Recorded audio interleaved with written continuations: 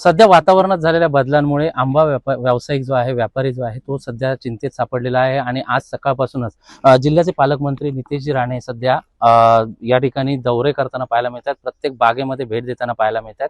आपल्यासोबत स्वतः मंत्री नितेश राणे आहेत. साहेब, आज सकाळपासूनच आपण दौरे करताय, शेतकऱ्यांशी चर्चा करताय, काय सांग? मी असो, आमच्या जिल्ह्याच्या कलेक्टर मॅडम आणि कृषी अधीक्षक पासून सगळेच आमचे प्रशासनाचे प्रमुख अधिकारी आज सिंधुदुर्ग कोकणावर आलेलं जे फार मोठं संकट आहे, जे ह्याच्या अगोदर एवढं मोठं संकट आलेलं नाही, या विषयाची गंभीरता आपल्या सगळ्यांना समजून घेतलं पाहिजे. कारण का आत्तापर्यंत तुम्हीही पत्रकार आहात, तुम्ही पण आपल्या पत्रकारितेच्या ह्याच्यामध्ये मागे जाऊन बघा की कधीही आंब्या व्यापाऱ्यांनी किंवा शेतकऱ्यांनी प्रामुख्याने अशा पद्धतीची त्यांच्यावर संकट आलंय की अशी टोकाची भूमिका, अशी चिंता कधीच व्यक्त केलेली नव्हती. हे नेहमी देणारे लोक आहेत, कोकणाचं अर्थकारण उभं करणारे हे सगळे लोक आहेत. आणि म्हणून आज त्यांच्याबरोबर आम्ही उभं राहणं आणि शासन म्हणून आम्ही त्यांना पूर्ण ताकदीने त्यांच्याबरोबर उभं राहणं, सगळ्या पद्धतीची मदत उपलब्ध करून देणं हे आमची जबाबदारी आहे. आणि मी असो, कलेक्टर मॅडम, आम्ही सगळे शासनाचे प्रतिनिधी आहोत. मी जिल्ह्याचा पालकमंत्री आहे, कलेक्टर आहे, कृषी अधीक्षक आहे. आता आम्ही कॅबिनेटमध्ये आम्ही बोलत असताना ही आत्ताची जी पाहिजे परिस्थिती, सकाळी येत असताना आमच्याकडे धुकं आम्हाला पाहायला मिळालं. आता आंब्याची जी काही कीडची परिस्थिती पाहिली, ज्या आपण बागेत उभे आहोत तिथे 600-700 पेट्या निघायच्या, तिथे आता 50-60 पेट्या पण निघणार का नाही ह्याच्यावर प्रश्नचिन्ह आहे.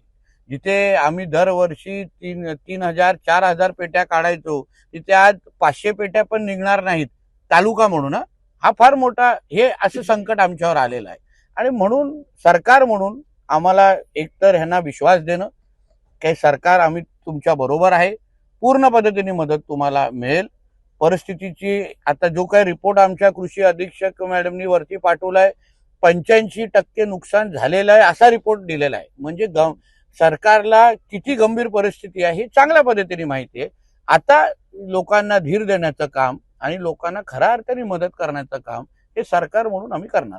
देवगडमधील काही आंबा बागायतदारांचं शिष्टमंडळ देखील आपल्यासोबत झाली होती काही दिवसांपूर्वी, याबद्दल काही चर्चा झाली का? माझ्या बरोबर मंत्रालयाला भेट झालेली होती आणि मला त्यांनी पूर्ण परिस्थिती सांगितलेली. तिथे त्यांनी आम्ही एकंदरीत आजच्या जे काय परिस्थितीबद्दल चर्चा केली. कृषी खात्यातले काही अधिकारी आमच्या बरोबर होते. मग मी कॅबिनेटमध्ये 2दा आदरणीय मुख्यमंत्र्यांचं लक्ष वेधलेलं. मुख्यमंत्र्यांनी स्पष्ट आदेश कृषी सचिवांना दिलेले की ह्या संबंधित रिपोर्ट आमच्याकडे सादर करा, जेणेकरून सरकार म्हणून आम्ही काय मदत करू शकतो यावर आपण लगेच निर्णय घ्यायचा आहे. आणि म्हणून सरकार पूर्ण पद्धतीने आंबा बागायतदारांच्या पाठीशी आहे. आम्हाला मोठ्यातली मोठी मदत कशी देता येईल याच्यासाठी ही सगळी प्रक्रिया राबवायला लागते आणि म्हणून ती प्रक्रिया अतिशय जलगतीने आम्ही राबवतोय. आणि लवकरात लवकर ह्या आमच्या आंबा बागायतदारांना सरकार किती ताकदीने उभा आहे हे शब्दापलीकडे कृतीतून आम्ही दाखवू. साहेब, स्वाभिमानी संघटना, शेतकरी संघटना आणि युबीटी 12 तारीखला यापूर्वी एल्गार मेळावे घेतले आणि आता रस्त्यावर उतरत आहे शेतकऱ्यांसाठी आणि शेतकऱ्यांचे प्रश्न मार्गी लावण्यासाठी, असा त्यांचा उद्देश आहे. नेमकं काय सांग? आम्ही कुठे आकाशात उभं आहे?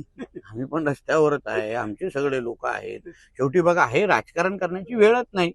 आणि लोकशाहीमध्ये प्रत्येकाला आंदोलन करण्याचा अधिकार आहे, मोर्चे काढण्याचा अधिकार आहे. आम्हाला कोणालाही राजकारण करायचं नाही.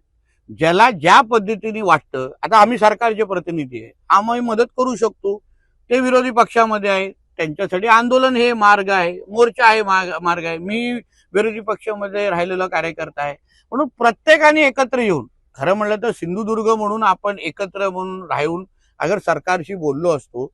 राजू शेट्टी हे अनुभवी नेते आहेत. आता मला मंत्रालयाला भेटले, त्यांनी मला काही निवेदनं दिली की बाबा असं मदत करा तसं. सरकार म्हणून आम्ही प्रत्येकाशी संवाद साधतोच आहे. सरकार नाही कुठे बोलताय, आम्ही कुठे हात आकडतं घेतोय, आम्ही कुठे कारणं देतोय. पण जी प्रक्रिया राबवायला लागते, पंचनामे करायला लागतात, रिपोर्ट पाठवायला लागतं, मग योग्य पद्धत. त्याचबरोबर फक्त राज्य सरकार नाही, आदरणीय राणे साहेब आज दिल्लीला पोहोचतायत, ते केंद्राशी पण बोलणार आहेत.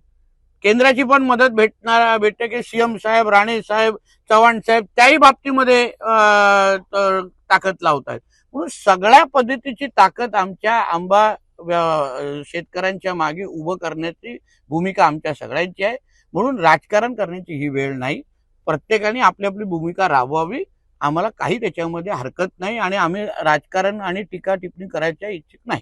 साहेब, एक शेवटचा प्रश्न. ज्या पद्धतीने आपण आज शेतकऱ्यांच्या भेट घेत आहे, ज्या पद्धतीने बागांमध्ये जाऊन बघताय, त्या पद्धतीने ठोस निर्णय व्हावा यासाठी आपण काही उपाययोजना, काही मार्गदर्शन नाही, करताय? बोलण्यापेक्षा तुम्ही कृतीतून आम्ही करून दाखवतो ना. आज आम्ही स्वतःच्या डोळ्यांनी, मी, कलेक्टर मॅडम, आम्ही सगळे अनुभव घेतलेला आहे. आम्ही येताना आम्ही परिस्थिती पाहिली, आज झाडाची परिस्थिती पाहिली, कीडची परिस्थिती पाहिली, शेतकऱ्यांशी बोललो. ही ग्राउंडची जी परिस्थिती आहे, उद्या जेव्हा आम्ही मंत्रालय स्तरातल्या बैठका आम्ही जाऊ, आम्ही बोलू, तेव्हा आम्ही जे बघितलेलं आहे, अधिकाऱ्यांकडे रिपोर्ट वाचणं वेगळं, आज आम्ही जो अनुभव घेतलाय त्या आधारे आम्ही सरकारशी बोलणार आणि चांगल्यातली चांगली मदत परत ह्यांना कसं उभं करता येईल त्या दृष्टिकोनातून सरकारची मदत. आणि जसं मी काल पत्रकार परिषदेत बोललो, आम्हाला आधारानुसार बारामतीला ह्यांनी चांगली इन्स्टिट्यूट आहे, त्यांनी ह्याच्यावर संशोधन केलेलं आहे. काही बाहेरगावचे म्हणजे उदर इस्रायल सारखे देश आहे ज्यांनी चांगलं संशोधन केलेलं आहे. तर सगळ्यांशी संपर्क साधून हा विषय कायमस्वरूपी ह्यांच्या बाजूनी कसं उभं राहायचं, कारण निसर्गावर आपला कोणाचा कंट्रोल नाही आहे ना, म्हणून त्याच्यावर कसा तोडगा काढता येईल याच्यावर आम्ही काम करतो. तर हे होते पालकमंत्री नितेशजी राणे. त्यांनी व्यक्त केलं की आपण प्रत्येक वेळी प्रत्येक शेतकऱ्याच्या पाठीशी असणार आणि यासाठी सरकार दरबारी यासाठी निश्चितच जे काही ठोस पावलं उचलायची असतील ती उचलण्याचा प्रयत्न करू. व्हिडिओ जर्नलिस्ट आणखी विशाल रवडेकर, LS मराठी, सिंधुदुर्ग.